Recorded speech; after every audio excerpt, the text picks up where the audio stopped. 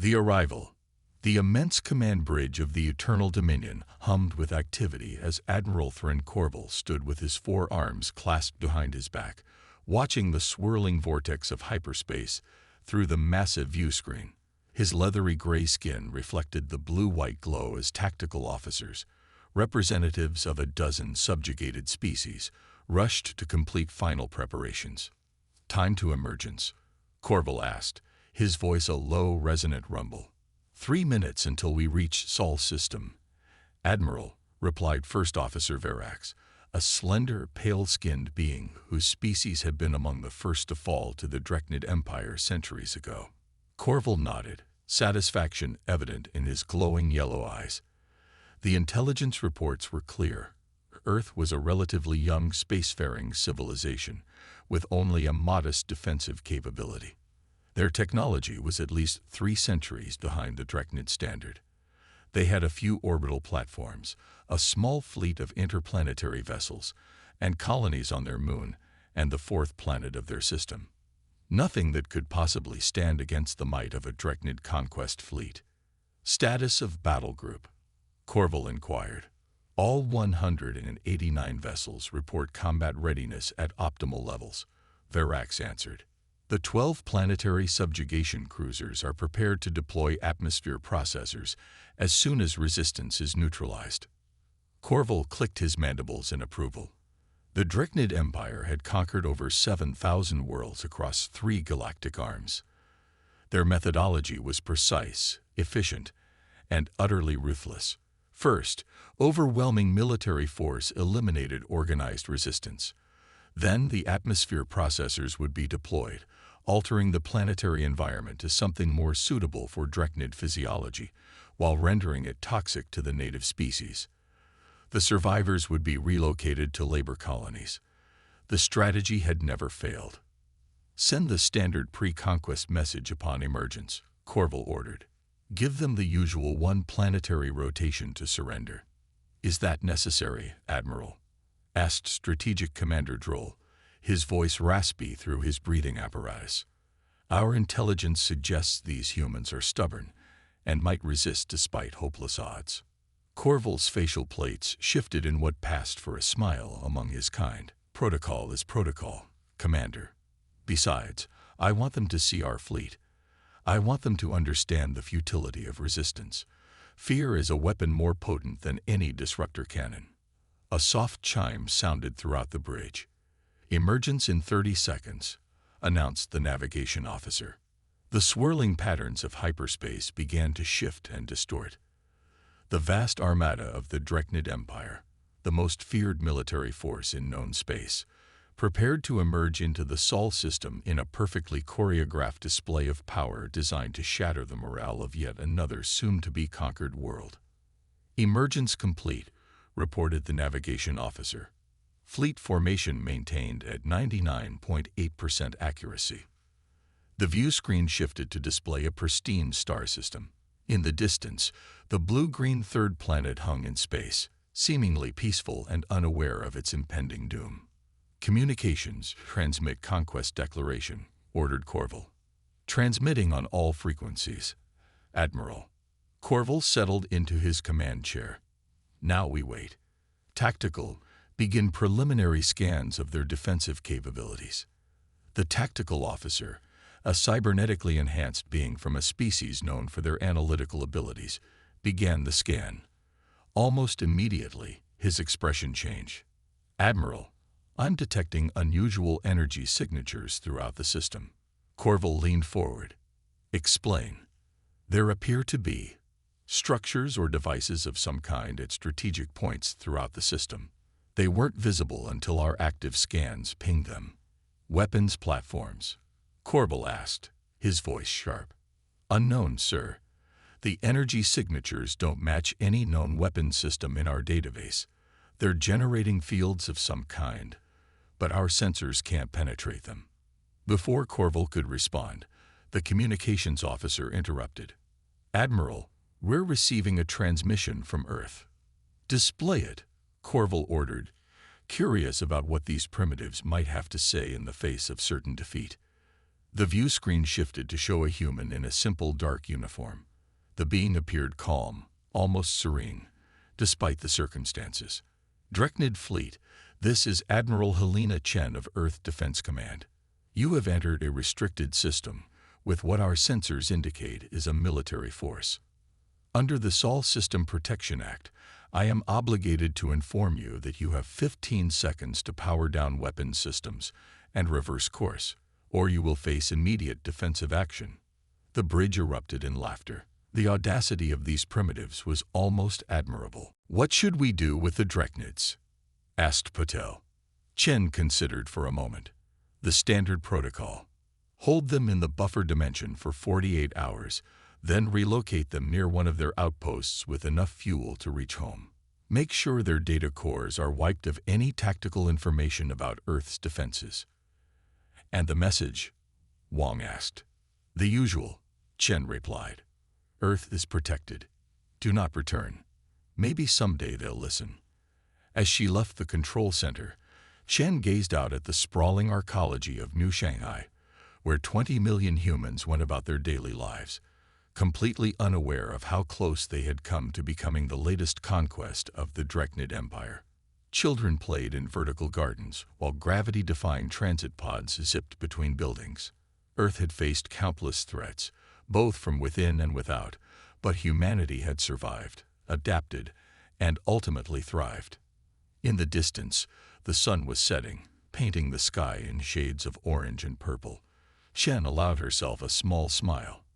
Another day, another would-be conqueror, another reminder that humanity's greatest strength had always been their ability to surprise those who underestimated them.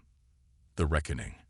Captain Xerex of the Dreknid scout vessel Silent Hunter observed the Sol system from the safety of the dimensional shadow his ship occupied, a space slightly out of phase with normal reality that rendered his vessel virtually undetectable. The loss of Admiral Corval's entire fleet had sent shockwaves through the Empire. For the first time in 7 centuries, a Dreknid conquest fleet had not only failed, but had been utterly defeated without inflicting a single casualty on the enemy. The survivors had returned with tales so incredible that the Imperial High Command initially dismissed them as the ravings of minds broken by some unknown human weapon. But the evidence was undeniable. 189 warships and over 300,000 Dreknid personnel had simply vanished, only to reappear 3 days later near an Imperial outpost in the Cygnus Arm, their weapons disabled, and their data cores wiped clean. Any change in the defensive grid? Xerex asked his sensor officer. None, Captain, the officer replied. The quantum displacement field remains active throughout the system. If we were to drop our dimensional phase, we would be detected and likely displaced within seconds. Xerex clicked his mandibles in frustration.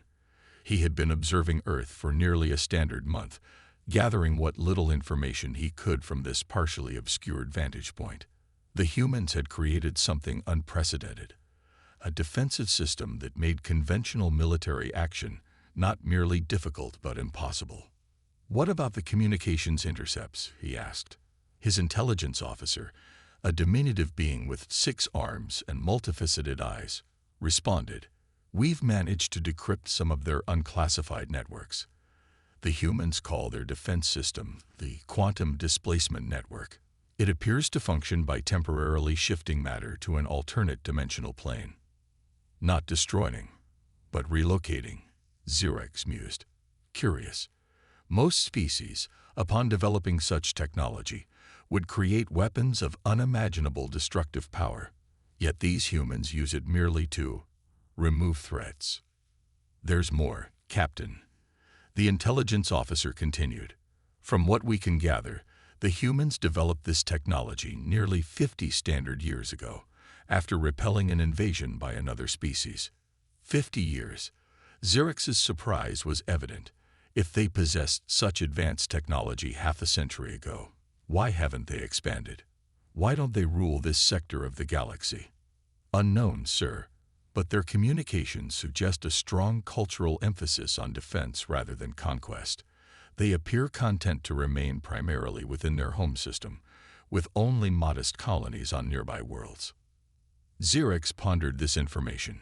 It contradicted everything the Empire understood about species development. In Dreknid philosophy, technological advancement invariably led to expansion. It was considered a biological imperative, grow or die. Yet these humans had chosen a different path.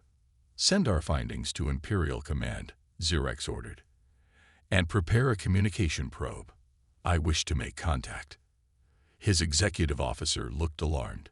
Contact, sir. The Emperor has ordered no further engagement with the humans until we understand their capabilities. I'm not proposing military engagement, Xerx clarified. I wish to speak with them, to understand. Knowledge is a weapon more valuable than any disruptor cannon. Hours later, a small probe emerged from dimensional shadow into normal space, broadcasting a simple message on all frequencies. To the defenders of Earth. I am Captain Xerx of the Dreknid scout vessel Silent Hunter. I request peaceful communication to prevent further misunderstanding between our peoples. The response came more quickly than expected. A human voice transmitted. Dreknid vessel, your presence has been noted since your arrival 3 weeks ago. We have respected your observational position as it posed no immediate threat. If you wish to communicate directly, you may bring your vessel to the coordinates we are transmitting. You have our assurance that no aggressive action will be taken if none is offered. Xerx was stunned. They had known of his presence all along, despite his dimensional shadowing technology, believed to be undetectable to all known species. Captain, his sensor officer said, voice tinged with awe, the coordinates they've sent. They're adjusting the quantum displacement field to create a safe corridor for our approach. Xerx made his decision. Take us in. Maintain passive sensors only, and keep weapons systems powered down. The Silent Hunter emerged from dimensional shadow and followed the provided coordinates. As they approached Earth, Xerx was struck by the lack of visible military infrastructure. Unlike Dreknid worlds, bristling with defense platforms and orbital weapons, Earth appeared almost peaceful. A blue-green jewel with only modest orbital constructions visible to the naked eye. They were directed to a space station in high Earth orbit, a sleek, elegant structure that seemed more like a scientific outpost than a military installation. As the Silent Hunter docked, Xerx prepared himself for what would be the most crucial diplomatic encounter of his career. The meeting chamber aboard the station was designed to accommodate various physiologies. Xerx and his small delegation found themselves facing 3 humans, 2 females and 1 male, dressed in simple dark uniforms with minimal insignia.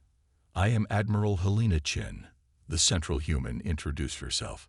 This is Dr. Samira Patel, our quantum physics liaison, and General Thomas Wong, our defense coordinator. Welcome to Earth, Captain Xerx. Xerx performed the formal Dreknid greeting gesture. I appreciate your willingness to meet, Admiral. I must admit, I am curious about your civilization. As we are about yours, Chen replied with a slight smile. Though we've had more opportunity to study the Dreknid Empire than you've had to study us. Your conquest protocols are well documented across 17 systems in this sector alone. Which brings me to my first question, Xerx said.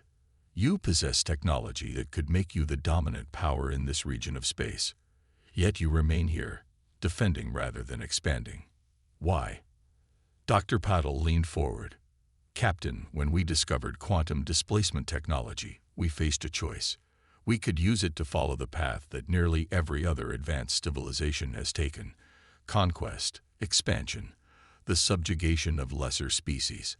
Or we could use it to ensure that humanity would never again face existential threats from beyond our borders. We chose the latter, General Wong added. Not out of weakness, but because our history taught us that empires built on conquest eventually collapse under their own weight. Xerx found their perspective alien, yet strangely compelling. How did you develop such technology? Our intelligence suggested your species was centuries away from such discoveries. A common misconception, Dr. Patel explained. Approximately 50 years ago, Earth was invaded by a species called the Arxer. Their technology was similar to yours, impressive by conventional standards, but fundamentally limited by their understanding of quantum mechanics. The Arxer attack forced us to accelerate certain theoretical research programs, Chen continued. We discovered that our understanding of quantum entanglement and dimensional phasing was actually more advanced than many older spacefaring civilizations. Because you approached the problems differently, Xerex realized. Precisely, Patel nodded. Most species develop spaceflight before mastering quantum physics. They solve the problems of distance through brute force, powerful engines, massive energy expenditures. We explored the quantum realm more thoroughly before venturing far from our own world. And now, Xerex asked, what are your intentions toward the Empire? We have none, Chen stated simply. We don't seek territory or resources beyond our system. We don't wish to interfere with your governance or culture. We simply wish to be left in peace. And if the Emperor decides that your technology is too dangerous to be allowed to exist, Xerex asked, testing their resolve. General Wang's expression remained neutral. Then the Emperor would make the same mistake Admiral Corville made. We don't wish conflict, Captain Xerex, but we will defend ourselves. Each attempted invasion only provides us with more data to refine our defensive systems. Xerex considered their words carefully. The implications were profound. If the humans were telling the truth, and his instincts told him they were, then the Dreknid Empire faced an unprecedented situation. A species that could not be conquered through conventional means, yet had no interest in conquest themselves. I will convey your position to Imperial Command, Xerex finally said. But I must warn you, the Emperor is not accustomed to accepting limitations. We understand, Chen replied, which is why we're offering an alternative. Dr. Patel. The scientist activated a holographic display showing technical schematics. This is a prototype of what we call a dimensional harmony drive. It's based on principles similar to our defensive technology, but applied to propulsion. It would allow your ships to travel between star systems without entering hyperspace, effectively reducing journey times by a factor of 20. Xerex couldn't hide his astonishment. You're offering us technology. We're offering trade, Chen corrected. This drive, in exchange for a formal recognition of Sol System's sovereignty and a non-aggression pact. We believe in finding solutions that benefit all parties, Captain. The Emperor would never agree to such terms, Xerex said automatically, though he himself was intrigued by the proposal. Perhaps, Chen acknowledged, but consider the alternatives. Your empire can continue attempting to conquer us, losing ships and personnel with each attempt, or it can secure advanced technology that would give it significant advantages over its current rivals, simply by agreeing to leave one star system alone. As Xerex departed the Earth station hours later, his mind was racing with the implications of what he had learned. The humans were unlike any species the Empire had encountered, powerful enough to defend themselves against any aggression, yet restrained enough not to use that power for dominance. Back aboard the Silent Hunter, his executive officer asked, "Your orders, Captain." Xerex stared at the blue-green planet visible through the view screen. "Set course for Imperial Command. I must speak with the Emperor directly." "And the humans' offer?" Xerex considered. In 10,000 years of Dreknid history, the Empire had never signed a non-aggression pact. They had never acknowledged any species as equals, only as subjects or enemies. Yet he had seen enough to know that the traditional approach would fail. Perhaps it was time for the Empire to evolve. "I will recommend its acceptance," Xerex said, surprising himself with the conviction in his voice. 6 months later, Admiral Helena Chen stood in the Earth Defense Command Center, watching as the Dreknid diplomatic vessel materialized at the edge of the system, the first official delegation under the newly signed Sol Dreknid Concord. "Do you think it will last?" General Wang asked, standing beside her. "The peace," Chen shrugged. "It will last as long as it benefits them. But the knowledge that not every advanced civilization needs to be a conquering empire, that lesson might endure longer than any treaty." As the Dreknid ship approached, Chen reflected on humanity's unique path among the stars. They had not spread across the galaxy like a plague, consuming and subjugating.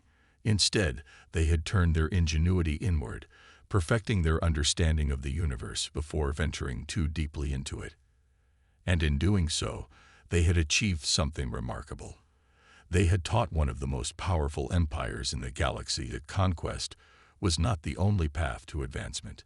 That sometimes the most profound victory comes not from destroying your enemy, but from transforming them into something else entirely. Something, perhaps, a little more human.